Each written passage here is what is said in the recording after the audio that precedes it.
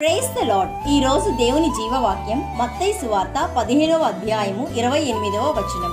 నీ విశ్వాసం గొప్పది, నీవు కోరినట్టే నీకు అవునుగాక.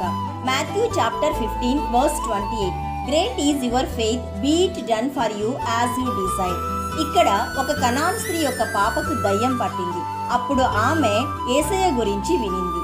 యేసయ్య గొప్ప రక్షకుడని, ఆయన ఖచ్చితంగా తన పాపను బాగు చేస్తాడని నమ్మి యేసయ్య దగ్గరకు వచ్చి తనకున్న భారమును, బాధను, కష్టమును, ఆవేదనను విన్నవించుకుంది. కానీ యేసయ్య దగ్గర నుండి ఎటువంటి జవాబు రాలేదు.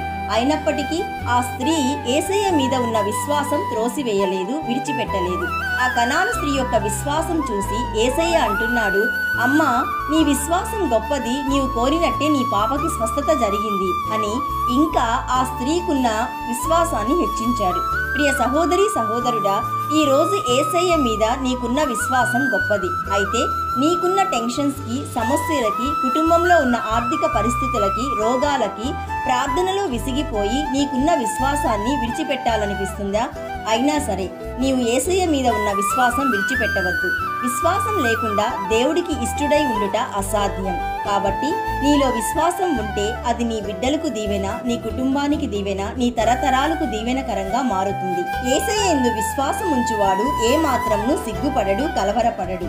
My dear friend, your faith is great in Jesus, don't lose it. నీ విశ్వాసం గొప్పది. నీకు ఎంత ఇబ్బంది ఉన్నా విశ్వాసం నుండి తొలగిపోకు.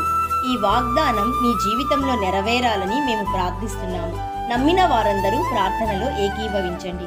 యేసయ్య, ఈ రోజు మాకిచ్చిన ఈ జీవవాక్యమును బట్టి నేను స్తుతిస్తున్నాము. తండ్రి, నీ కృపచేతనే మాకు విశ్వాసం కలిగింది. ఎలాగైతే కనాను స్త్రీలో విశ్వాసం నీవు హెచ్చించావో, ఈ రోజు ఈ జీవవాక్యం ద్వారా మాలోని విశ్వాసాన్ని పెంపొందించినందుకు మీకు కృతజ్ఞతాస్తుతులు.